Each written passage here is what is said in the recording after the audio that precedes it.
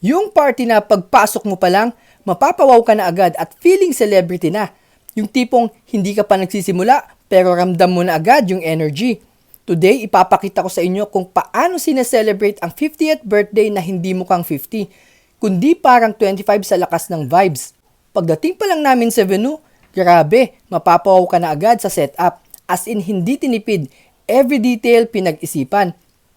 Entrance pa lang, may pa-photoshoot na agad para sa souvenir. Parang red carpet feels. Kaya kahit kararating mo pa lang, feeling celebrity ka na.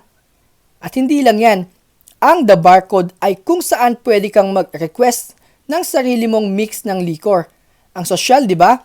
Ikaw na bahala sa trip mong inumin. Then, sa second floor studios, boom! Pwede ka mag-film ng 360 degrees with matching slow motion pa. Perfect pang content at pang memories. At syempre, hindi pwedeng mawala ang pagkain, masasarap na foods at talagang pasok sa panlasa ko, solid, walang tapon. Pero hindi lang sa venue bumawi, panalo rin ang host at mga organizers. Sobrang jolly, energetic at talagang marunong magpa-hype ng crowd. At pati mga bisita, grabe rin ng energy. Talagang sumasabay sa bawat beat. Walang pakul, lahat game. May mga dance instructors pa na parang may unlimited energy sa katawan. Kahit mapagod ka, sila hindi. Kaya mapapasayaw ka talaga. At syempre, hindi mawawala ang solid na samahan. Maraming kaibigan, kakilala at kahit bagong kakilala, parang tropa mo na agad. Pero sa totoo lang, walang tatalo sa energy ng birthday celebrant, si Ate Orange.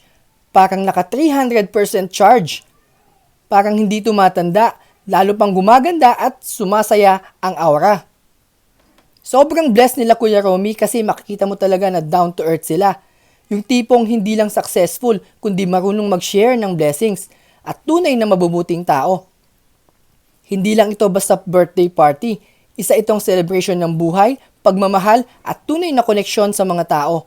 Happy 50th birthday ulit, Ate Orange! Thank you for inspiring us na ang edad ay number lang. Nasa energy at puso talaga yan.